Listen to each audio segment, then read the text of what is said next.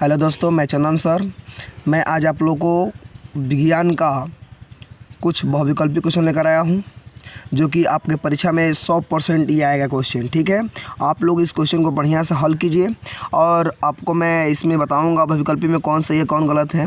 ठीक है, और आप लोग इसको बढ़िया से दोहराएंगे घर में। ठीक है, तो चलते हैं बहुविकल्पी प्रश्न को हल करने। ठीक है, देखिए सबसे पहले दिया गया है कि समतल दर्पण की फोकस दूरी होती है। देखिए एक समतल दर्पण है, उसमें कह रहा है उसकी फोकस दूरी कितनी होती है, ये बात हमसे पूछा गया है। ठीक है ना, तो देखिए सबसे पहले दिया गया है कि समतल दर्पण की फोकस दूरी होती है। इसमें ऑप्शन में दिया गया है 0, अनंत 25 सेंटीमीटर और माइनस के 25 सेंटीमीटर दिया गया है। ठीक है, तो इसमें क्या होगा कि इसमें जो आपका राइट आंसर होगा, आपका राइट आंसर क्या होगा, आपका बी होगा। ठीक है ना, ये बी का होगा, राइट आंसर होगा आपका। ठीक है, इसके बाद 2 नंबर क्वेश्चन है, दर्पण के लिए फोकस दूरी का सूत्र होगा। देखिए जो दर्पण के लिए जो फोकस दूरी का जो सूत्र होता है वो क्या होता है, सब लोग बताइए, आप लोग पढ़े होंगे, सभी लोग बताइए। देखिए पहला दिया गया है 1/f बराबर 1/v plus 1/u। B number में दिया गया है 1/f बराबर 1/u माइनस 1/v। ठीक है, और सी नंबर में दिया है f बराबर u प्लस v, और डी में दिया गया है f बराबर u माइनस v दिया गया है। तो आप लोग बताइए इसमें कौन सही होगा। देखिए इसमें जो सही होगा वो हमारा क्या होगा, पहला होगा। ठीक है, यानी ए नंबर सही होगा। ठीक है, तो आप लोग भी परीक्षा में जाइएगा तो दर्पण का सूत्र याद कर लीजिएगा। दर्पण का जब तक सूत्र नहीं याद रहेगा तब तक आप लोग सवाल को हल नहीं कर पाएंगे। ठीक है, चाहे बहुविकल्पी हो चाहे न्यूमेरिकल हो। ठीक है ना, देखिए इसके बाद हम लोग अगला सवाल पढ़ेंगे।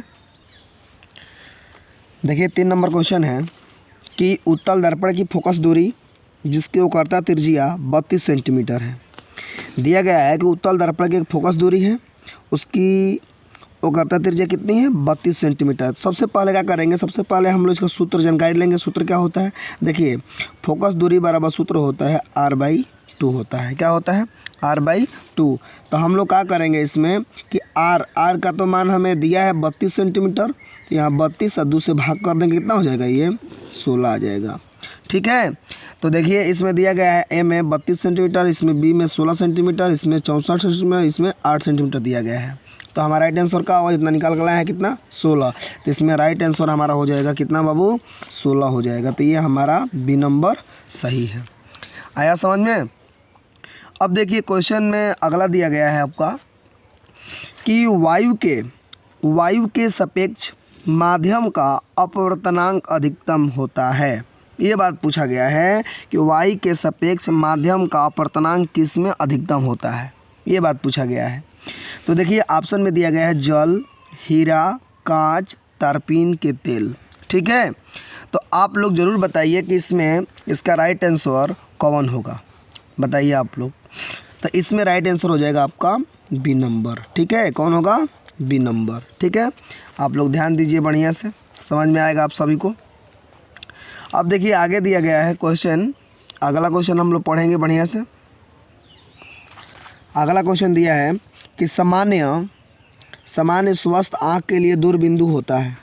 जो हमारा आँख के लिए, जो स्वस्थ आँख के लिए जो दूर बिंदु होता है वो कितना होता है, वो होता है अनंत तक। कहाँ तक होता है, अनंत तक। देखिए इसका राइट आंसर हो जाएगा अनंत तक। ठीक है ना, ये वाला हो जाएगा, क्योंकि स्वस्थ आँख के लिए दूर बिंदु होता है अनंत तक। जब हमारा आँख स्वस्थ रहेगा तो हम कितने भी सेंटीमीटर तक उसको देख सकते हैं। ठीक है ना, अब देखिए 25 सेंटीमीटर तो ये तो होगा ही नहीं, 50 सेंटीमीटर होगा ही नहीं, 100 सेंटीमीटर होगा ही नहीं।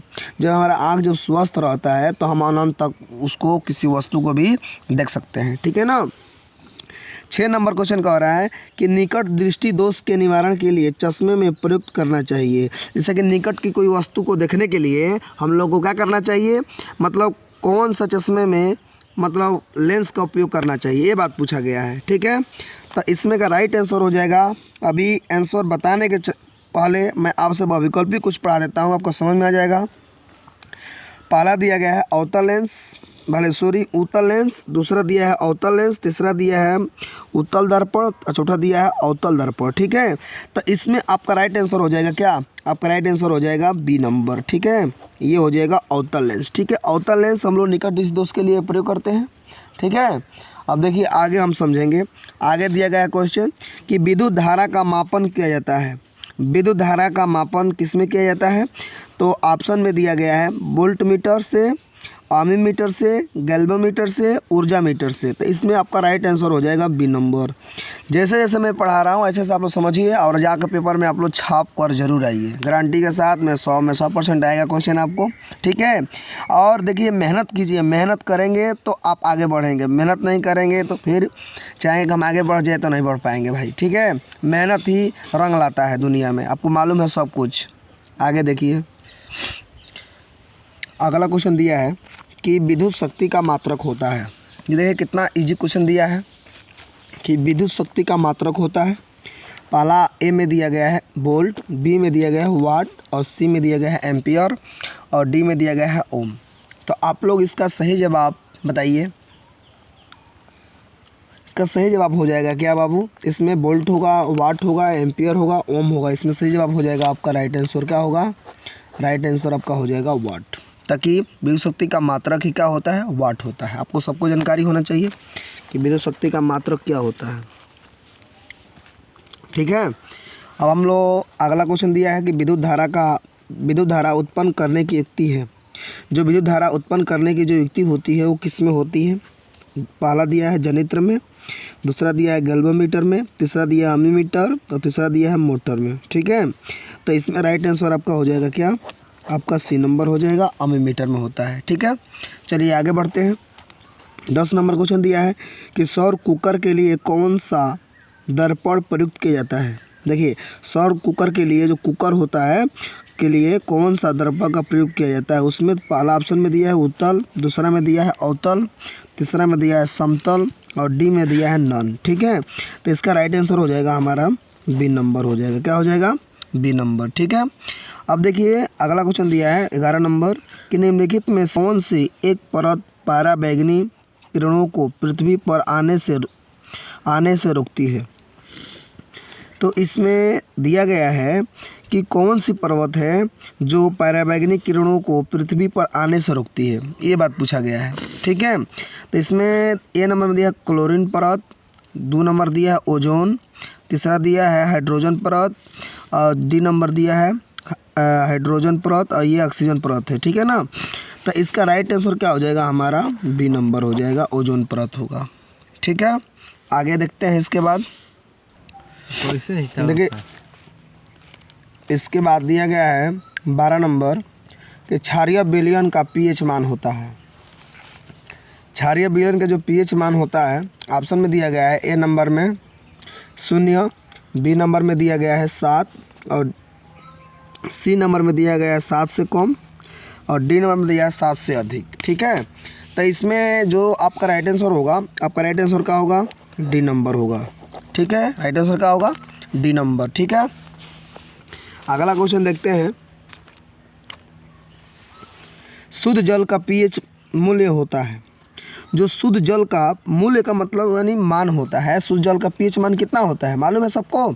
देखिए ए नंबर में दिया है 0, बी नंबर में दिया है 8, सी नंबर में दिया है 1 और डी नंबर में कितना दिया है? 7 दिया है। तो इसका जो राइट आंसर हो जाएगा कितना होगा? डी नंबर होगा, यानी 7 होगा। कितना होगा बाबू? 7, ठीक है। तो आप लोग ध्यान दीजिएगा, परीक्षा में आएगा तो आप लोग इसको डी नंबर मारेंगे सही, ठीक है। आगे देखिए, आगे दिया गया 14 नंबर क्वेश्चन कि कैल्शियम फास्फेट का सूत्र होता है। ए नंबर में दिया है CaPO3 थ्राइड 2, फिर CaPO4, फिर सी नंबर में दिया है CA3PO4 2, फिर दिया है डी नंबर में CaPTO4, ठीक है। तो इसका राइट आंसर क्या हो जाएगा? सी नंबर हो जाएगा, CA3 कोष्ट में PO4 2, ठीक है। अब देखिए अगला क्वेश्चन दिया है हमारा कि प्रोपेन का रासायनिक सूत्र है।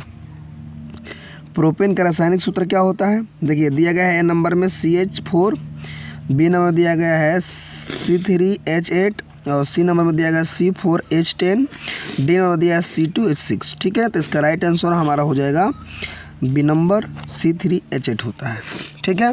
इसके बाद हम लोग 16 नंबर क्वेश्चन देखेंगे। 16 नंबर क्वेश्चन है निम्नलिखित में से कौन सा तत्व धात्विक है।